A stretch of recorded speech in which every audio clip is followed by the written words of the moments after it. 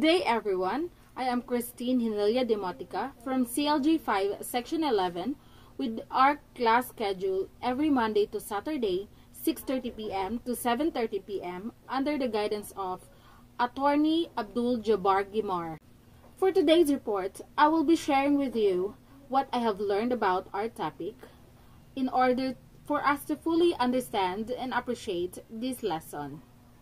We first need to know the types of Rule 1 to 8 general provisions and principles on evidence and how each of them works. 5 purposes of this lesson are: number 1, to understand the true meaning and scope of evidence. Number 2, to identify the different types of evidence and their uses. Number 3, to explain the difference between evidence and proof.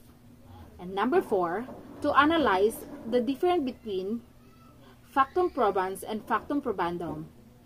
And lastly is to appreciate why evidence matter in the study of the law and criminology.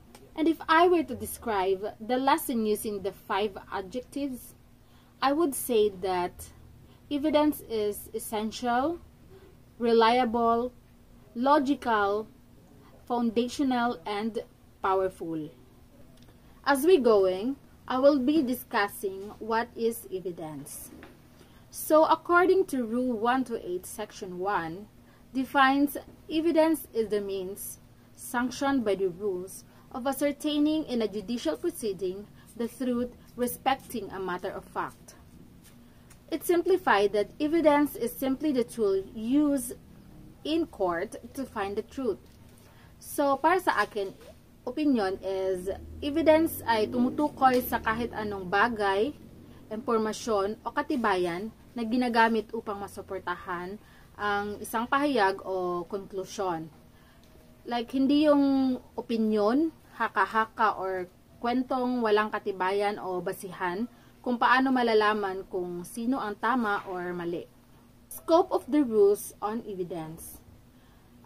The rules of evidence apply in all courts and in all trials in all courts.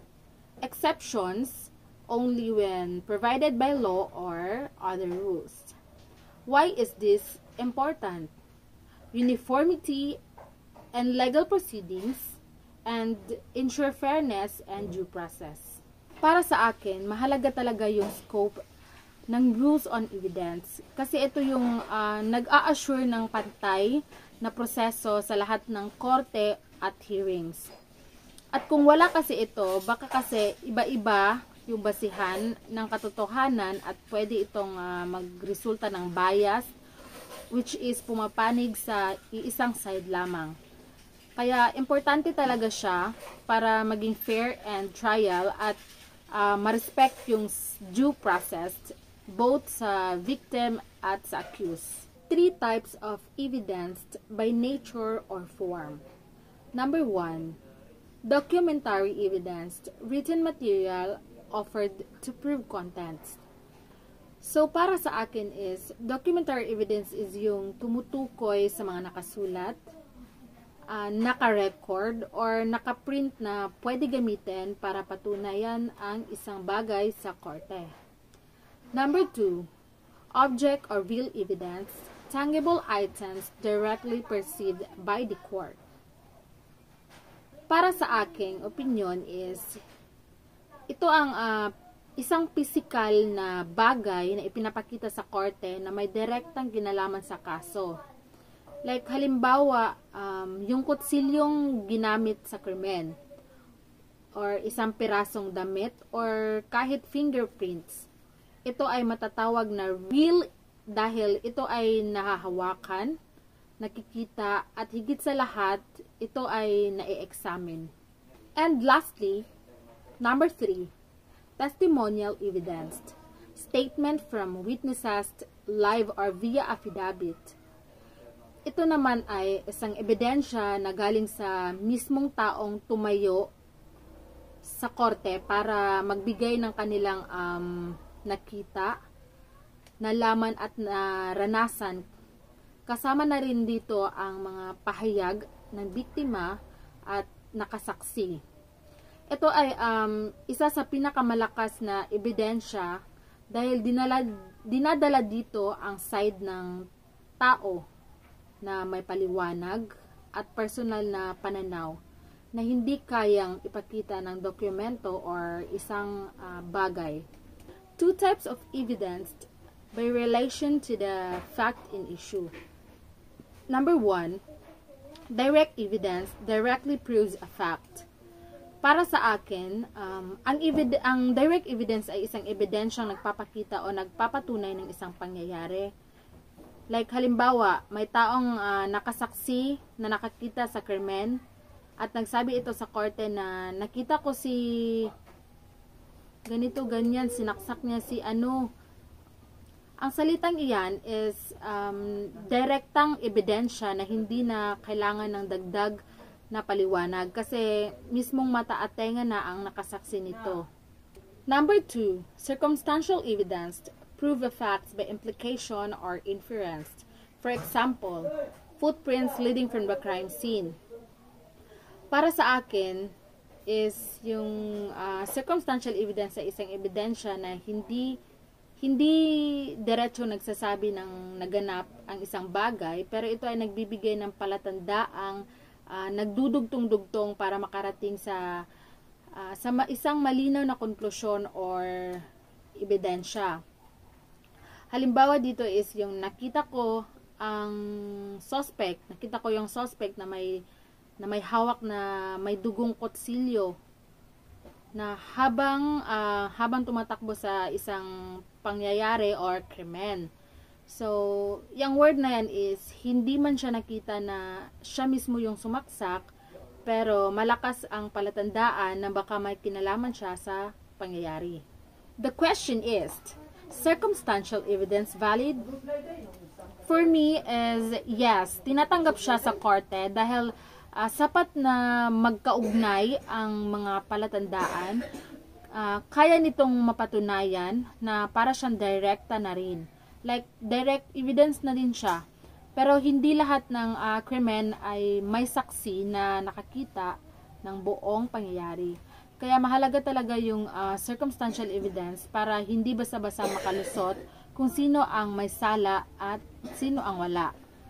Ang exemption to the evidence rules naman ay hindi lahat ng kaso ay mahigpit at sumusunod sa Rule 128 kasi may special cases tulad na lamang ng naturalization, insolvency, cadastral, land registration, at election cases. Ang ibig sabihin nito is ang bawat kaso is may sariling rules na umiiral upang hindi mawala ang mahahalagang ebidensya na nakakatulong sa paghahanap ng katotohanan at ebidensya. Evidence versus proof. Evidence, it means to provide something. So para sa akin, evidence is yung mga bagay na provide sa harap ng korte.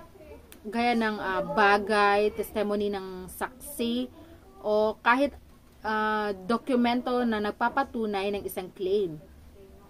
Ang proof naman is yung resulta kapag pinagsama-sama at sinusuri na ng hukuman ang lahat ng ebidensya.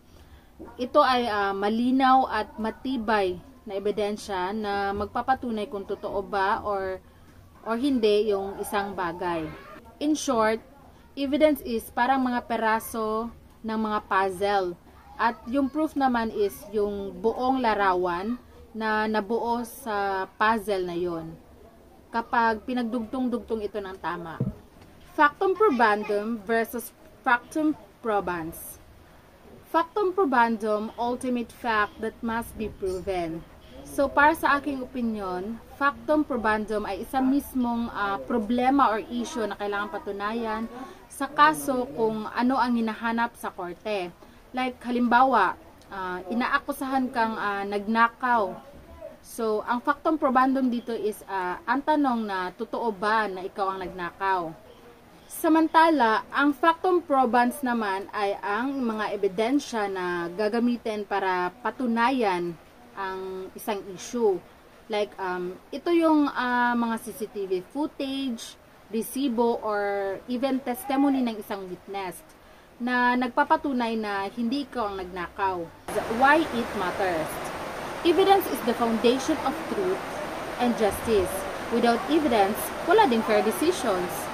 So, as a criminology student, malaga ito dahil tayo ang magiging responsible sa pag-handle ng evidence in the future life. Ika nga, di ba? Kung walang ebidensya, wala ding kaso. Kaya, ang papel natin as criminology students, graduhin natin lahat ng ebidensya ay tama sa pagkokolekta, tama ang preservation, at higit sa lahat, tama ang pag-present sa korte. At the end of the day, we have learned that Rule 128, or the general provision and principles on evidence, is guiding us to find the truth in all courts. Because we cover the meaning of evidence, its scope, their different types, the relation to fact and issues, the validity of circumstantial evidence, exemptions, the difference between evidence and proof, the factum probandi and factum probandum, and finally, why all of this really matters. This is very important to me because our profession is directly connected to the truth-seeking process of the law. Evidence is not just a legal term, it is a very foundation of justice. So, thank you for listening, and I hope this discussion has given us a clear understanding of evidence and its importance in our field. Thank you.